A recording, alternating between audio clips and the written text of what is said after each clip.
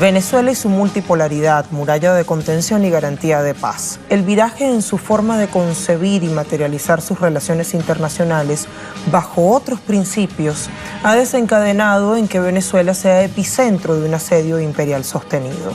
Desde la Casa Blanca se han dado órdenes en su contra, secundadas por gobiernos de derechas y autodenominadas organizaciones internacionales que han tenido que surgir porque no se logra el golpe por vías legítimas y democráticas. El reciente capítulo de agresiones enmarcado en la toma de posesión del presidente Nicolás Maduro está precedido de la imposición de una serie de medidas restrictivas extraterritoriales de parte de Estados Unidos, Canadá y Unión Europea. Se refuerza así un cerco financiero, comercial y económico similar al impuesto a Cuba. Se le impide a Venezuela cumplir con sus compromisos internacionales y ello se combina con una fuerte campaña mediática con la cual se busca instalar la idea de crisis humanitaria que justifica la intervención. Se suma, producto de la falta de consenso al interior de la OEA, la súbita creación del autodenominado Grupo de Lima, 14 países de la región que, carentes de asidero en normativa internacional, pretenden dictar órdenes de lo que deben o no hacer gobiernos e instituciones venezolanas. Esto es una clara injerencia que atenta contra la soberanía del país con mayores reservas de petróleo en el mundo.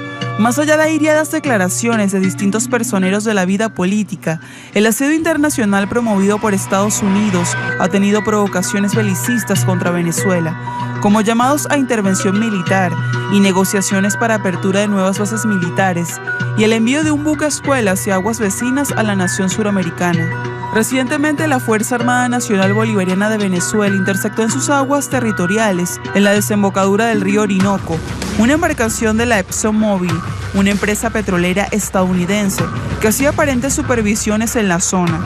Casualmente, además, se reporta la presencia de tropas del Comando Sur en la base Darien en Panamá, en la frontera con Colombia. El propio presidente denunció semanas atrás un plan de magnicidio orquestado desde Colombia y Estados Unidos. Todo esto ocurre mientras Mike Pompeo, secretario de Estado estadounidense, se reúne con el nuevo presidente de Brasil, Jair Bolsonaro, y con el presidente de Colombia, Iván Duque, para trazar una estrategia de aislamiento a Venezuela.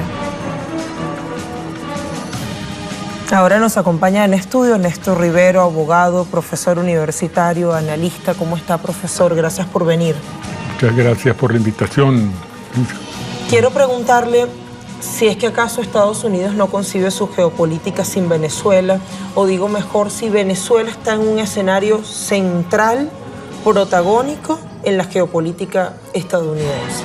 Sí, mira, Venezuela forma parte de un reacomodo internacional, que es a lo que le teme el centro de poder de Estados Unidos o los distintos bloques internos dentro de Estados Unidos, las corporaciones, el complejo militar industrial, la burocracia republicana que está gerenciando actualmente la Casa Blanca y los organismos de institucionalidad del poder público norteamericano.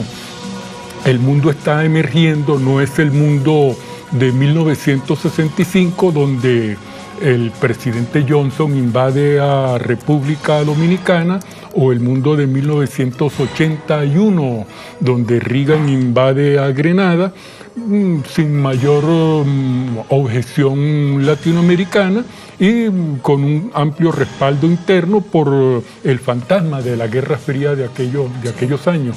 Venezuela, a pesar de que no existe la bipolaridad, creo que es muy importante este elemento, tampoco existe la unipolaridad en los términos clásicos, donde Estados Unidos logró el desplome de la Unión Soviética entre 1989 y 91, claro. Pero tampoco es una multipolaridad consolidada, es un mundo que viene emergiendo en transición, y esa transición es peligrosa para los Estados Unidos porque Estados Unidos, sus bloques de poder, no pueden sentirse tranquilos ni con bienestar psicológicamente en un mundo pluripolar de equilibrio. Tiene que haber un gigantón aplastando a los pequeños, pero resulta que si se me permite este símil, sí, hay enanos que crecen, y en este caso Venezuela, la China que fue sometida a la guerra del opio a todo lo largo del siglo XIX y la primera parte del siglo XX,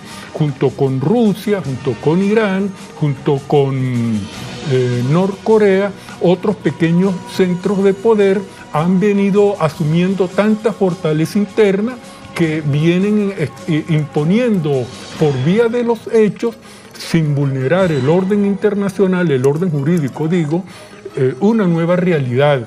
Y es por eso que Estados Unidos tiene la premura, diría yo, es lo que se visualiza, ¿no?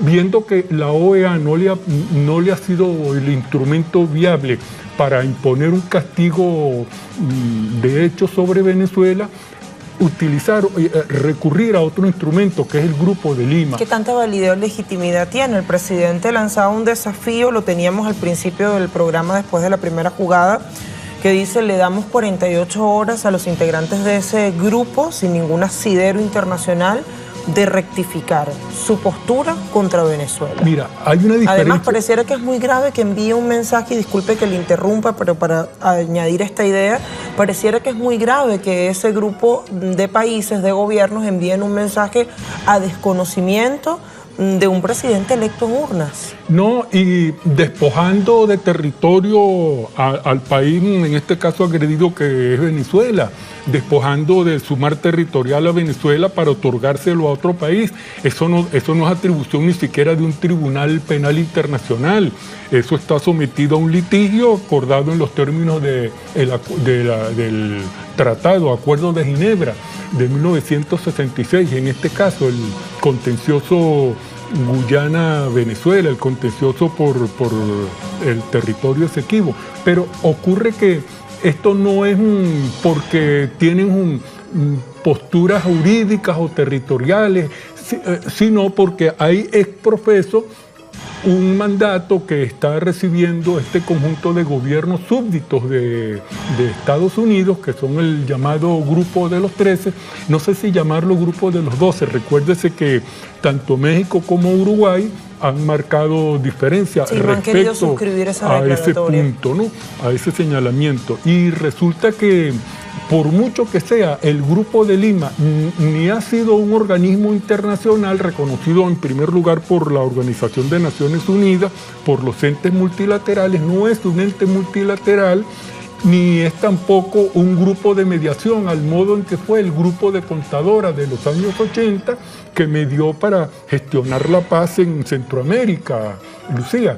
Entonces no es ni chicha ni es limonada, como decimos los venezolanos. Es algo sui generis en un sentido perverso de esa, que no es originalidad, sino que es una distorsión de la función diplomática de países que quisiesen, que deberían querer la paz en la región. Este no provoca la paz, este quiere la agresión. Pero ¿qué ocurre en el caso actual de la Venezuela? Para que comparemos con términos históricos. En el siglo XIX hubo una situación que tiene algunos aspectos de ribetes que se pudieran traer a este contexto contra Venezuela, agredida diplomáticamente y rodeada por gobiernos transitoriamente hostiles, que son el de Colombia, a la frontera oeste de Venezuela, en la frontera este el gobierno saliente de Guyana, por cierto, gobierno